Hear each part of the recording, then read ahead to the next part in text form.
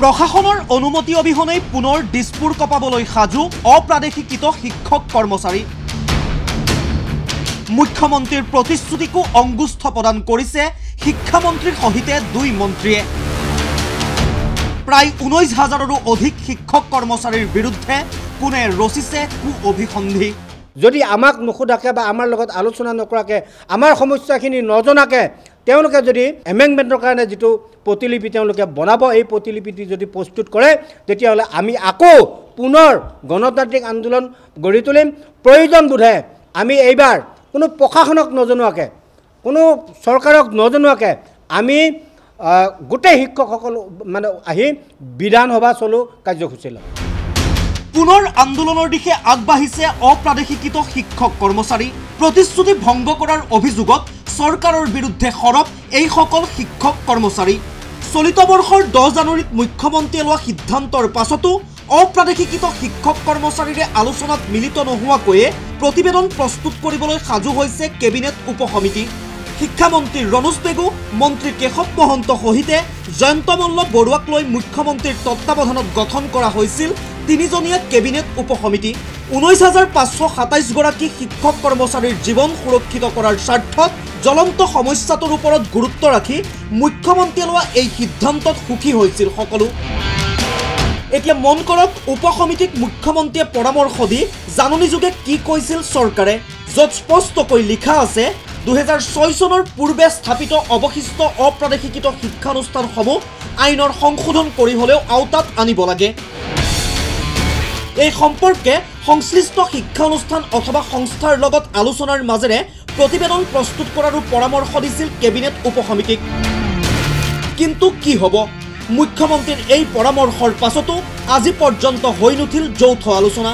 কেৱল এয়াই নহয়, কেবিনেট উপসমিতি গঠনৰ 50 দিন পাছতেই শিক্ষামন্ত্ৰীৰ কাৰ্যালয়ত অপ্ৰাদেশিকৃত শিক্ষক কৰ্মচাৰীৰ উপস্থিত নথকাকৈয়ে অনুষ্ঠিত হ'ল প্ৰতিবেদন প্ৰস্তুতৰ সভা। এই কাৰ্যত ষড়যন্ত্ৰৰ গুণ পাইছে শিক্ষক কৰ্মচাৰীসকলে।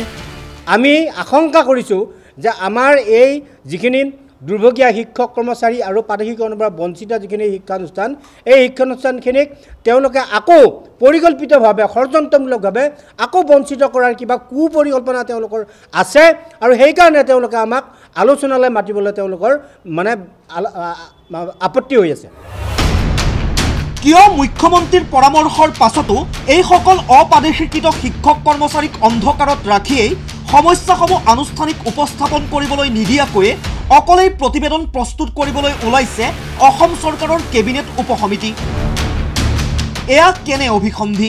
কি পৰিকল্পনা কৰিছে ৰাজ্য চৰকাৰে? কেৱল যৌথ আলোচনাৰ আহ্বান মুখ্যমন্ত্ৰীৰেই নাছিল, আলোচনাৰ প্ৰতিশ্ৰুতি দিছিল খুদ শিক্ষামন্ত্ৰীগৰাকীয়েও।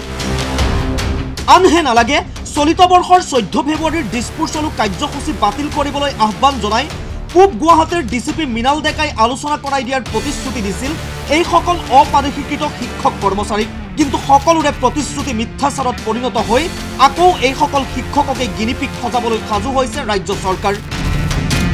পিছে এইবাৰ বৰমূৰীয়াৰ কোনো প্ৰতিশ্ৰুতিতেই ভুল নগৈ পুনৰ দিছপুৰ উত্তাল কৰিবলৈও সাজু অপ্ৰাদেশিকৃত শিক্ষক কৰ্মচাৰী সংস্থা।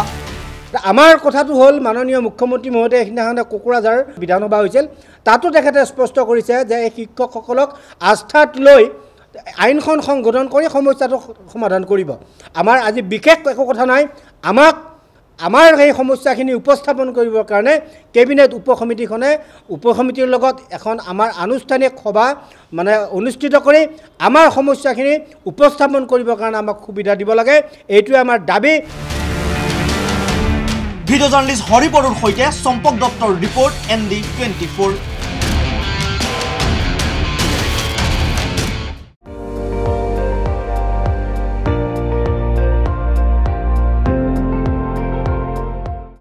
আপুনি চাই আছে ND24, সৰ্বশ্ৰেষ্ঠ নহয় সৰ্বোত্তমৰ দৌৰত।